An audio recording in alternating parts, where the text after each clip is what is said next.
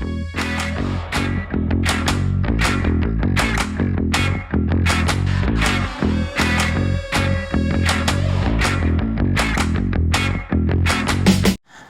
petang, salam sejahtera. Terima kasih kerana bersama dengan saya di Nazilin Unity Channel. Yang jauh, mari dekat. Yang dekat, mari rapat. Yang rapat, mari rapat lagi. Aku nak cerita dengan kamu semua tentang isu yang paling hot. Nak ulas tentang isu yang paling hot. Isu tentang 1MDB, tentang Jolo yang pernah. Ini confirm sudah disahkan. Bukan orang-orang yang biasa-biasa. Ini bukan sekadar fitnah. Kalau ada yang cakap ini fitnah lagi, ini bukan cerita benar, ini adalah cerita rekaan. Kau pergilah. Kau anggaplah itu fitnah. Tapi ini telah dibuktikan dan telah disahkan bahwa Jolo pernah tawar RM 1,5 bilion kepada kerajaan Malaysia untuk menyelesaikan pertuduhan yang dihadapinya.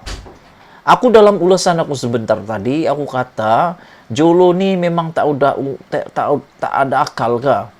Dia anggap Malaysia ini tak ada undang-undang ke? Dia anggap Malaysia ini tak berdaulat ke? Sampai dia sanggup, dia mahu selesaikan kes pertuduhannya itu dengan hanya menawarkan RM 1,5 bilion. Aku nak tanya kamu semualah. Pada pendapat kamulah kan, adakah Anda sependapat dengan saya yang mengatakan pendapat aku nilai maruah dan nilai kedaulatan Malaysia ini bukan sekadar 1,25 bilion atau 1,5 bilion. Aku nak bagi tahu Jolo lah, kalau benarlah engkau nak menyelesaikan masalah perbicaraan tentang 1MDB ini, kalau benar apa yang kau kata, engkau hanya tidak mengaku bersalah dan mengatakan bahwa hanya perantara kepada 1MDB, dan aku rasa dia menganggap dirinya sebagai hanya kambing hitam.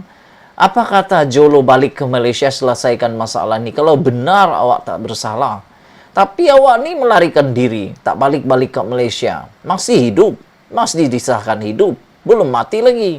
Tapi kenapa tak balik Malaysia selesaikan isu ni? Kenapa menyelesaikannya pula dengan nilai RM 1,5 bilion sahaja?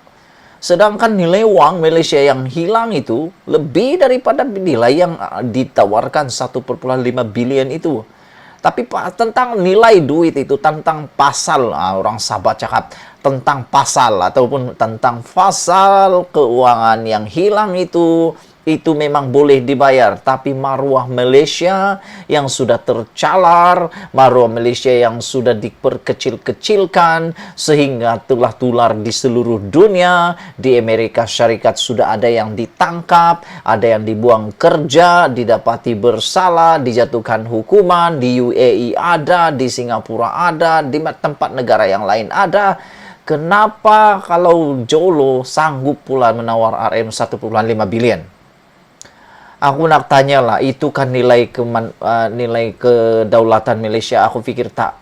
Nilai kedaulatan Malaysia ini lebih daripada wang ringgit. Jolo baliklah ke Malaysia kalau anda benar-benar nak selesaikan masalah ini. Jangan membayar uang ringgit, tidak ada guna itu semua. Selepas disahkan, selepas tular, The Edge mendedahkan Jolo pernah menawarkan RM 1,5 bilion ini, dan dikatakan oleh sumber yang terdahulu mengatakan, EJ kata dia tak tahu apa-apa tentang hal itu. Hari ini telah dijelaskan, telah disahkan bahwa Jabatan Peguam Negara mengesahkan menolak semua tawaran penyelesaian yang dibuat Jolo. Berani sangatlah Jolo ni. Aku pikirkan Jolo ni kan, kurang ajar juga lah dia ni. Betul-betul mau cakap apa? Berani sangatlah dia. Dia memang sangat beranilah. Berani menawarkan uang ringgit kepada Malaysia untuk menyelesaikan isu ini pula. Aduh, aku pun tak dapat pikir sampai ke mana ini. Aku rasa aku putus fikiran akal aku untuk memikirkan tentang Jolo ni.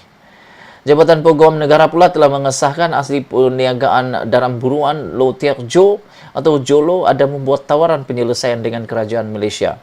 Benarlah kalau begini, memang Jolo ni memang berani. berani membuat tawaran pula dengan Malaysia. Aduh, individu tawar dengan negara. Nasib baiklah negara menolak. Nasib baiklah kita masih ada pemimpin yang bijaksana yang masih memikir waras. AGC berkata semua tawaran tersebut telah ditolaknya. Syukurlah, syukur.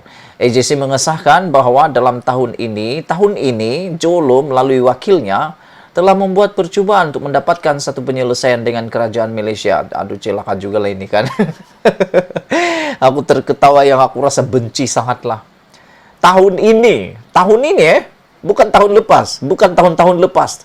Tahun 2020, dalam laporan ini, tahun 2020 ini, Jolo telah melalui wakilnya membuat percubaan. Tapi yang lebih menghangatkan suasana, nanti aku cerita dengan kamu siapa wakil yang mahu mewakili Jolo ini untuk buat tawaran dengan Malaysia. Kamu pasti terkejut dengan siapa wakil itu. Dalam percubaan ini, wakil Jolo telah bertemu dengan beberapa agensi kerajaan Malaysia termasuk AJC. Kesemua tawaran penyelesaian daripada wakil Jolo telah ditolak oleh AJC, kata jabatan itu dalam satu kenyataan ringkas hari ini. Aku pikir beginilah, apa kata AJC pula buat satu tawaran, buat satu delegasi, pergi buat tawaran, balik ambil Jolo. Pergi ambil angkut bawa balik Malaysia, selesaikan isu ini. Selagi Jolo tiada, selagi isu ini tidak akan selesai. Semalam laporan DH yang memetik, sumber antara lain menyatakan kerajaan telah menolak tawaran Jolo sebanyak RM1,5 bilion untuk menyelesaikan pertuduhan terhadapnya. Ayo, kalau inilah diterima kan, nanti ini akan jadi duluan. Ini akan jadi duluan, jadi ikutan. Apabila ada kesalahan saja bayar pakai duit, guna pakai duit. Nasib baiklah AGC menolak setolak-tolaknya. Dan yang lebih mengejutkan, dengarkan ini baik-baik, laporan itu juga mendakwa bekas Peguam Negara Malaysia Muhammad Apandi Ali menjadi wakil bagi pihaknya. Kejap lagi aku nak ulas tentang ini. Ikuti terus dalam ulasan aku pada next konten. Kita nak cerita apa yang Apandi Ali jawab pula. Aku baru dapat laporannya tadi, dapat satu pendedahan daripada orang-orang yang kita boleh percayai. Apa jawaban Apandi apabila tentang dikatakan ini? Beliau menutup mulut, tapi baru beberapa menit yang lepas dia telah membuka mulut memberi jawabannya. Laporan itu menyatakan mendakwa bekas Peguam Negara Muhammad Apandi Ali menjadi wakil bagi pihak Jolo. Geram juga lah aku dengan isu nih.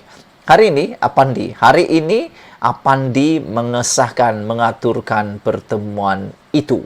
Wow. Geram juga lah kan. Tapi kita baca dulu. Dia berkata pada Mei lalu, dia dihubungi oleh firma Washington, DC, Kobri, and Kim untuk mengaturkan pertemuan dengan pihak Malaysia bagi membincangkan pemulangan wang yang didakwa diselewengkan Jolo daripada 1MDB. Aku harap ini perkara yang betul-betul diambil serius oleh Malaysia lah.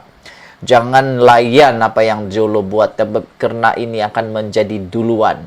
Ini akan menjadi duluan yang mana buat salah bayar balik. Nah, akhirnya Malaysia tidak dapat lagi mendaulatkan undang-undang kita. Menteri Undang-Undang Wan Junaidi Tuanku Jafar pula memberitahu Malaysia kini dia tidak mengetahui tentang perkara itu. Dia kini dalam pelarian dan lokasinya tidak diketahui umum. Dihadapkan dengan sejumlah pertuduhan di Malaysia, termasuk pengguahan wang haram dan terlibat dalam konspirasi jenayah, Jolo berulang kali mendakwa dia tidak bersalah pada wawancara 2020, mendakwa hanya menjadi perantara dalam urusan 1MDB. Inilah aku cakap tadi. Jolo rasa dia betul, Jolo rasa dia tak salah, Jolo rasa dia hanya perantara. Kalau benar kau hanya jadi perantara dan kau hanya jadi kambing hitam, baliklah ke Malaysia. Aku merayulah kepada Jolo, balik ke Malaysia, selesaikan masalah ini. Kalau benar kau tak bersalah, bersihkan nama kau sebelum kami terus mengecam engkau. Jangan lupa tinggalkan komen Anda. Malaysia kita punya, kita jaga sama-sama, cintai Malaysia aku. Dan jumpa lagi, bye-bye.